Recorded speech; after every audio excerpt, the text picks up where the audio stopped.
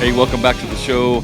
It's Brad here. Listen, today we're going to talk about myths around pricing, myths around high pricing. Okay. What we're going to break down for you here, or what I'm going to break down for you, is all of these myths about pricing yourself out of the market or being too expensive. Okay. So we're going to dive into that right now. All the time, every single day, every post I make about pricing, about charging more, I get a ton of comments and contractors all over, all walks of life, coming to me and saying, that's not possible, right? I can't do that. Whenever I charge more, I lose jobs. If you price yourself too high, you're going to price yourself out of the market, right? You're going to not sell as many jobs, and then you're going to sit at home and be broke. Like, these are all fear-based scarcity mindset responses. Okay. If this is your first podcast episode you've ever listened to, we don't rely on fear. We don't rely on scarcity mindset. Okay. There's an abundance out there in the world. There's an abundance of money. There's so much money out there that everyone has access to, yet they choose consciously to not get it. Okay. And it's masquerade under a lot of different things. It's masquerade under, I'm not trying to rip people off, Brad. And I get that there is a valuable, noble thing about a contractor who doesn't want to rip someone off. I totally get it. I was that person for many, many years, because I remember distinctly doing a job early on in my business. I went and did a handrail, install job. And the client told me, I can't remember if it was before or after, but the client told me, like, yeah, I got another quote, and it was $450 to do this really simple, like, 2-step handrail. And I think I did it for like, $200 all in materials and everything. And I remember getting done, and it took me, a few hours. And I remember getting done and like doing the math and be like, man, I made $20 an hour. That's crazy. Can you believe this other contractor was going to charge him $450? What a ripoff. I said that. Early on in my business, I said that because I had no idea about what it actually takes to run a business. I had no idea about profitability. I didn't fully understand all of the intricate things that go into having a successful and profitable business for long-term success. So I get it. I understand. We're not trying to rip people off. Okay. The problem that most contractors run into with this specific thing is that if you try to price something really expensive and you sell it to the person who is the least capable of paying that, it appears from the outside that you're trying to take advantage of someone. If I need to do a job and it's going to take a day to do this job, and I charge someone $2,500 for a day's work, if I go to a busy professional, like a doctor or a lawyer or a business owner or someone who's very busy and values their time, and I say, yes, customer, it's $2,500. We can get it done for you. They say, that's awesome. When can you start?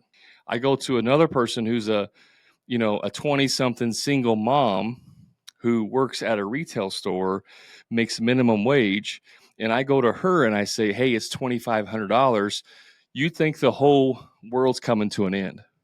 How dare you try to rip off a single mother, with 3 kids working a job, barely getting by? You must be a crook. You're the problem with the construction industry, right? The job didn't change. My price didn't change, but the person I'm trying to sell to did change. And so, yes, if your client base is in the lower spectrum of the wealth gap or the wealth spectrum, if you're on the lower end, then yeah, you're going to have a hard time selling higher priced jobs to that people segment. That's just economics. Okay. And here's the thing too. Here's the second part that I always get pushback on. My competitors are cheaper. I can't charge more or I'm going to lose jobs. Hear this all the time. It's not true. It's just blatantly not true. It is a blatant lie that everyone passes down like folklore and generational, stories about their great great great grandpa who was a general in the Civil War and how he did all these amazing things. That's the same type of stories that get passed down to the next contractor starting. Well, you can't charge too much, young lad, because if you do, you'll never get jobs. There's just too much competition out there. So you have to be cheap, right? Those are the soundtracks that broke contractors tell the next generation of future broke contractors how to run their business. And here's the reality, like probably around 70% of contracting businesses in existence have no idea how to run a business. 95% of contractors go out of business in 10 years. Most of them have no idea. And the ones that definitely don't know, and they're never going to learn how to, are the ones that are always giving me hate comments in my videos and TikToks and stuff, because they're the ones that their ego will not allow them to look in the mirror and say, you know what? Maybe, just maybe, someone gave me incorrect information. Maybe my uncle, who owned a construction company for 20 years and he was giving me advice, was wrong. He's the one that said you can't charge more than everyone else. Don't be the highest. Don't be the cheapest. Be the one in the middle. You ever heard that before? Right? My uncle said, always try to be in the middle. That's the fair and right thing to do. And so we latch on to that soundtrack, and it now becomes our anthem for pricing. And anything over that, a penny over the middle, a penny over trying to make profit, and you're a crook and you're trying to rip people off. See, guys, as an industry, we are plagued. I mean, worse than cancer. It is basically the cancer of construction, and that is misinformation. And it's misinformation. And the president of the board of misinformation, his name is pride. And the vice president's name is ego. And the other board members' names are fear and scarcity, right? That's who's leading this industry. Is all of this ego and pride and fear and scarcity mindset and wrong information, incorrect information. Regardless, I mean, there's at least 8 different contracting coaches, whether they're individuals or organizations. Like I think of at least 8 off the top of my head that are all basically saying the same thing and helping their clients. Yet the industry knows better. I mean, the industry as a whole just knows better that that's not true. You're just a guru trying to sell us a course or a program, Brad. Right? I get that crap all the time too.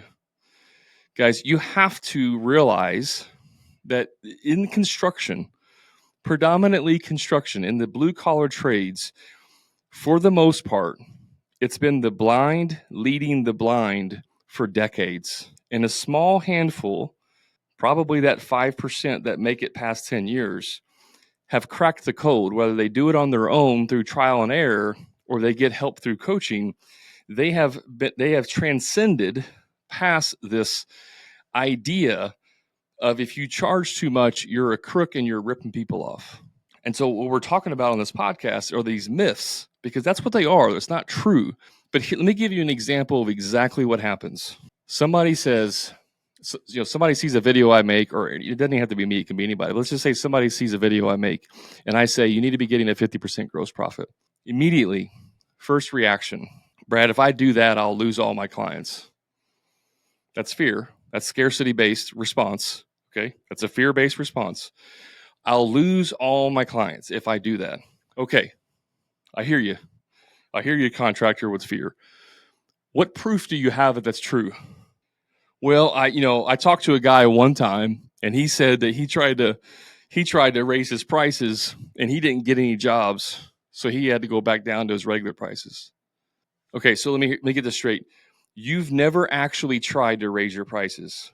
No, I mean, that's just what people say. Who says that? Just people on the internet, people I run into. They always say you can't raise prices. Nobody wants to pay. Okay. That's your evidence. You've never actually tried it yourself, but you know with 100% certainty that it's not possible. Yes. Now, if you heard someone else say that, you would say that is absolutely ridiculous, right? But this is literally what the conversations I have on a daily basis. It's this won't work for me. I get it. You got clients who have major success, who are increasing their profits by 2 to 3 times in 1 year, and 5 times their revenue in 12 months. Yes, I see you doing that. I see your case studies. I see your testimonials. I see all this evidence that you produce, Brad. But my situation is unique. You just don't understand. I live in a small town. You just don't understand. It doesn't work in my trade. That might work in remodeling, but it doesn't work in electrical. It might work in general contracting, but it doesn't work in landscaping. So you don't understand, like in my town, it's all the buddy buddy system. And if I try to start charging more, and heaven, God forbid, I try to charge for an estimate, everybody will find out, and within 1 week I'll be out of business. That's the stuff I hear on a regular basis. Okay. And here, let me just drop a bomb on you here. I was that guy. I literally said every one of those things. Do you see the irony in this? I was the guy that I'm talking to in every one of my podcasts, because really what I'm doing on these podcasts is I'm like some in some way trying to speak into my old self. And like maybe I think that if I speak into my old self, my current self is going to be better off, because I robbed my family out of years and years of success, because I believed all of this stuff, because I had a limited mindset, because I had a scarcity mindset, because I was too scared to try something. And you know what I think I was the most scared of? I was the most scared to try something and then realize I'd been wrong. And let me tell you something, guys. I remember this distinctively. The day that it clicked in my brain that I was not charging enough, and what I really should have been charging all this time, I did some rough calculations. Now, there's no way to like 100% prove this, but there's a high probability based on some simple assumptions that over the 9 years that I had been in business to that point, I had screwed myself and my family out of over $1 million in profit, in revenue.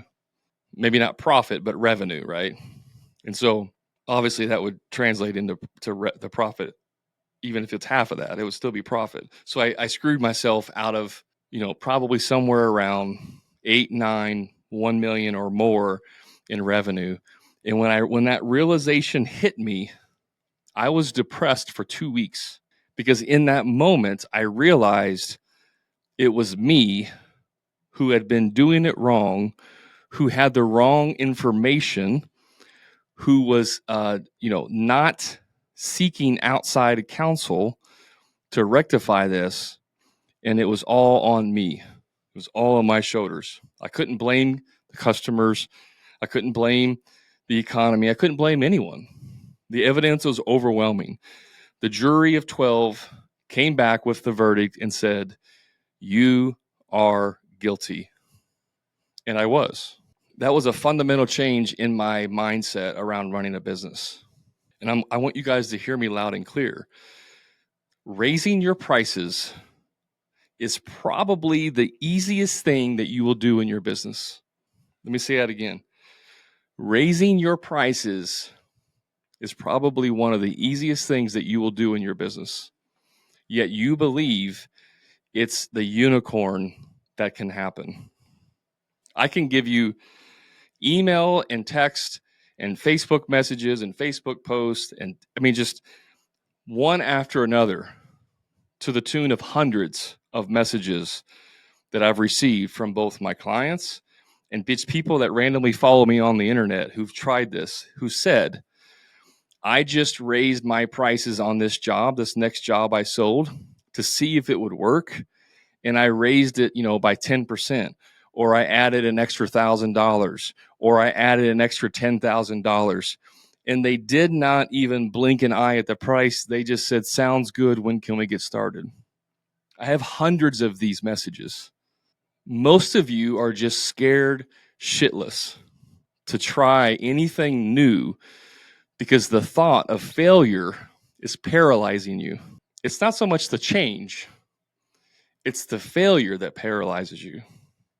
And so you refuse to make changes. And then we allow ourselves to come to the belief, we convince ourselves, we lie to ourselves that the real reason we can't raise our prices is because of pick any of these things. The economy, my town's too small, my trade doesn't work, blah, blah, blah, blah, blah, blah, blah. You know, play me a violin. Where's the cheese for that wine? It's all limited belief system, 100%. Now, let me ask you this. If I said, let me change this. Let's just say you go, okay, Brad, fine. I'm going to try it.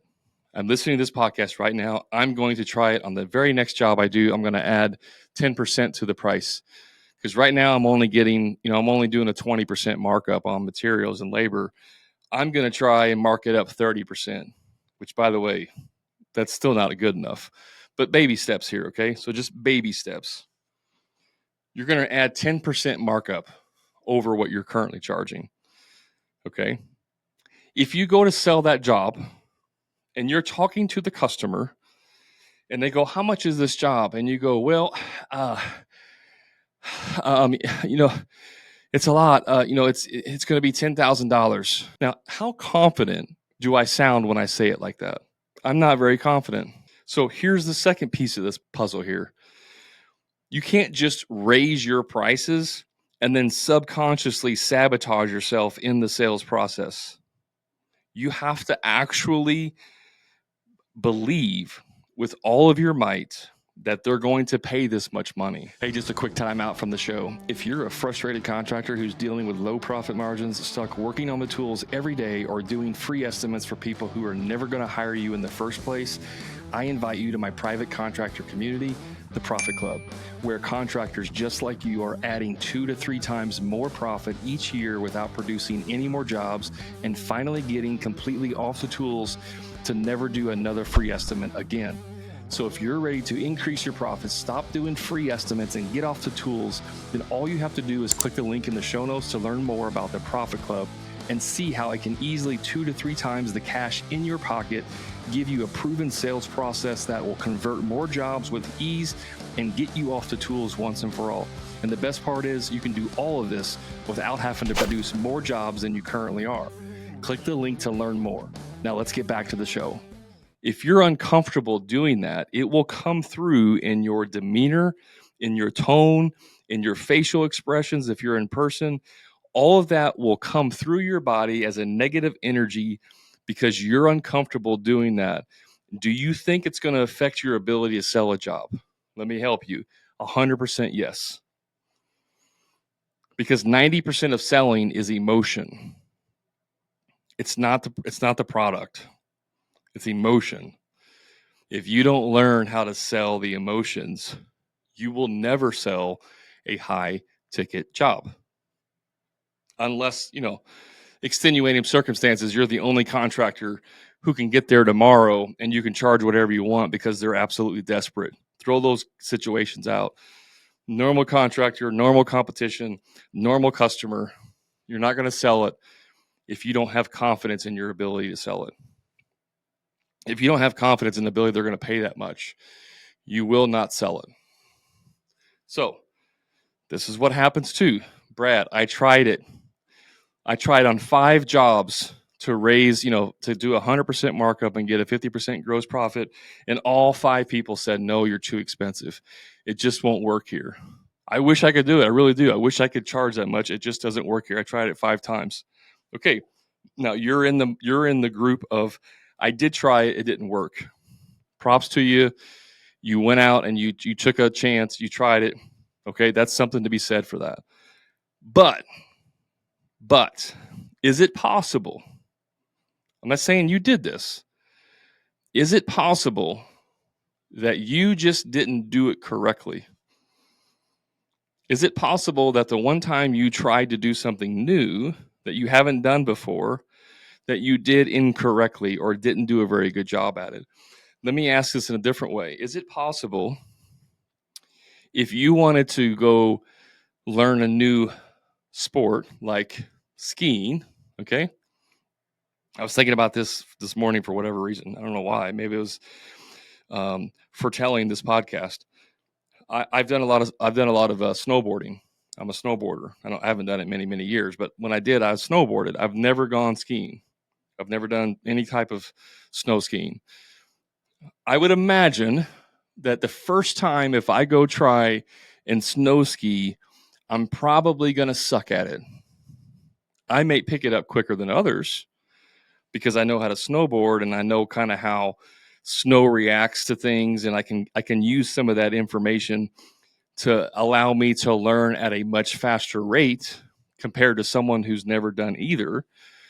But I can almost guarantee you with 100% certainty, I guess I am guaranteeing you, I can guarantee you with 100% certainty, the first time if I ever go snow skiing, I'm going to suck at it. Therefore, can I go enter a solemn skiing race competition the very first time that I ever learned how to ski? If I did that, I would be the last one. I'd be in last place and everybody would laugh at me because I don't belong there. This is exactly why we practice sales techniques and sales training and role plays in the Profit Club. You have to practice it.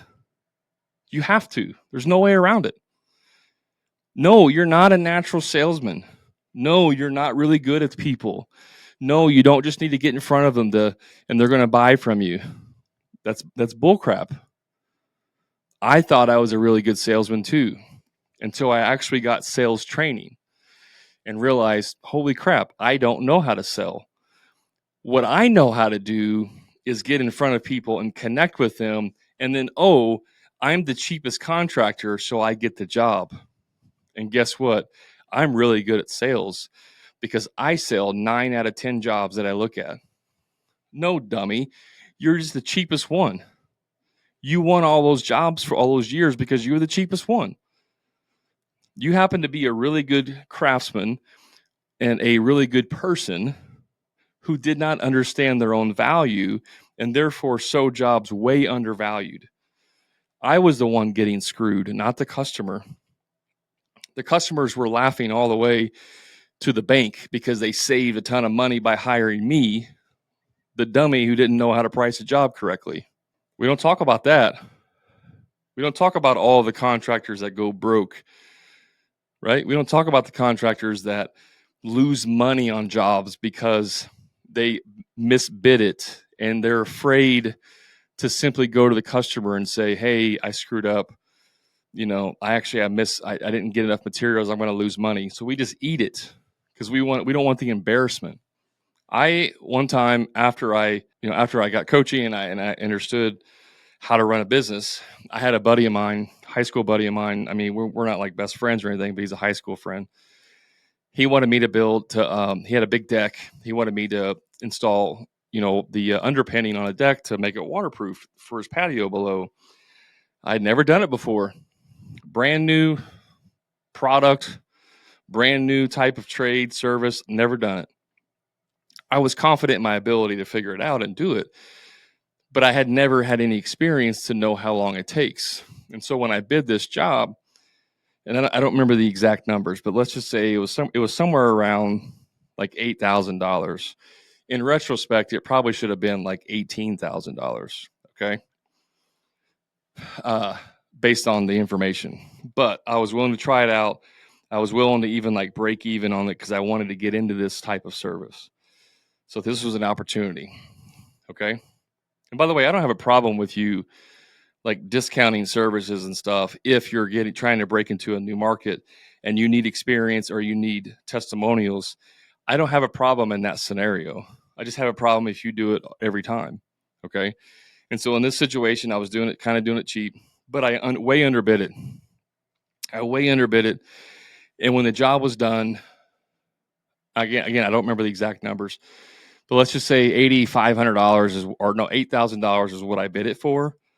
My cost on the job was $9,000.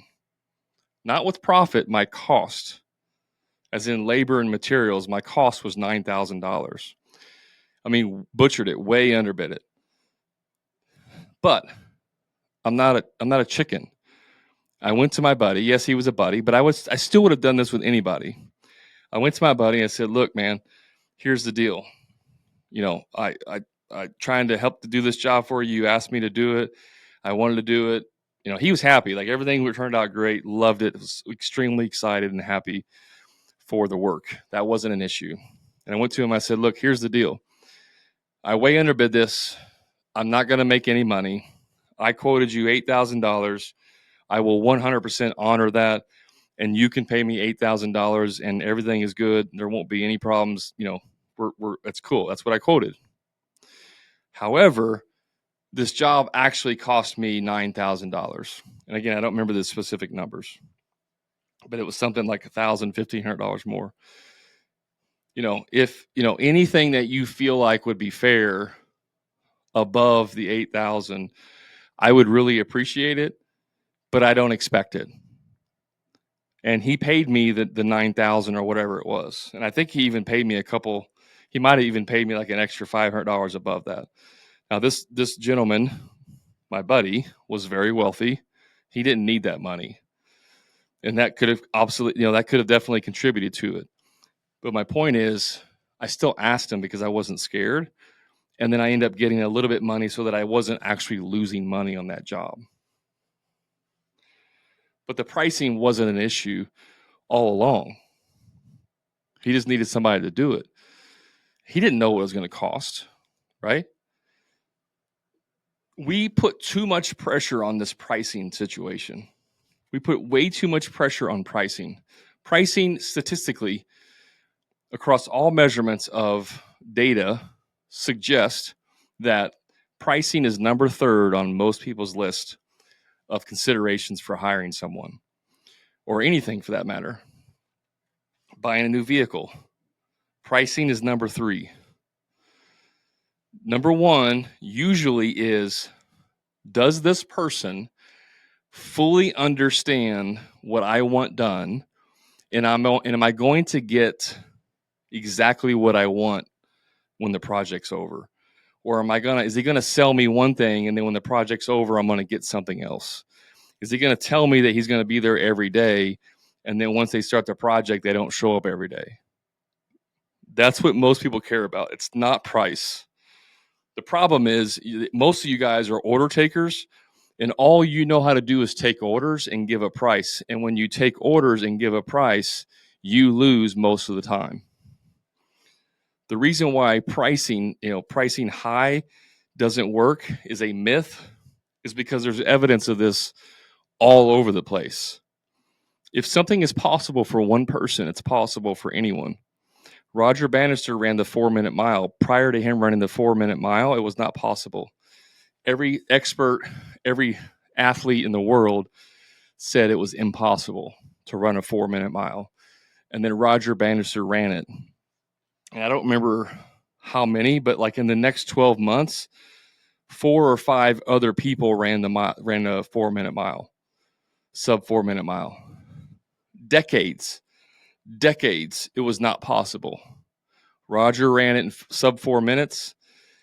The next following 12 months, 4 or 5 or however many people beat it in 4 minutes. All it took was him to prove to the world that it was possible, and now everyone else was willing to try it and believe.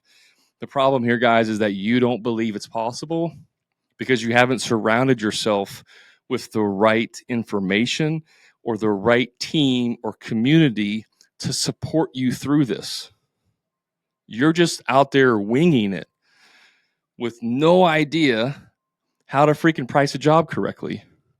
And then at the end of the month, when you have no money in the bank account and you're working 70 hours a week and your wife's complaining that you're never spending time with your kids or her, you think that's just how everyone else does it. That's just, quote, business. Honey, that's just how contracting business is. You just got to work hard to barely make any money. It's a bunch of bullcrap, guys. You just choose. You're choosing to believe that because it's easier for you to live in misery than to look in the mirror and say, I'm the problem. It's easier to screw your family than look in the mirror and say it's your fault. That's the truth.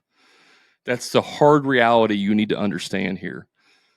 And the day that I learned that was probably the most freeing day I've ever had in my life. Even though I went into a depression for 2 weeks, it freed up so much possibility in my head that I was actually excited after that. The depression was realizing how much I cost myself and my family.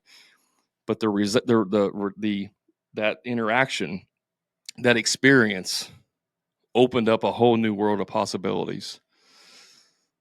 And I hope that for you too in your business. But if you think you're just going to go out there and raise your prices and that's all you got to do, more than likely you will fail to some degree. And then you will say, this Brad guy doesn't know what he's talking about. And the only thing why that's true is because you haven't tried to get help. You haven't actually tried to get the correct instructions. It's not your fault that you were given the incorrect instructions by your predecessors. It's not your fault that the board of the industry is trying to keep you stuck where you're at, right? That's not your fault. That's just the industry as a whole. The industry as a whole is lost. It's confused. It's misguided. It was given the wrong information. What is your fault is choosing to see the possibility and then not taking action on it. It is your fault to not raise your prices. It is your fault to not learn how to sell correctly. It is your fault if you don't do anything. Because if nothing changes, guess what? Nothing changes. Guys, you know where to find me on the socials. Just search for the Hammer and Grind podcast. I hope this podcast helps you to just bust some of these myths because they're simply not true. I can give you all of the evidence that you want to disprove it. You just have to make the conscious decision to want to change in your business. And if you want help with that, reach out to me. I'll show you how to do that. Until next time, remember, this is why I say this, profit is not a dirty word.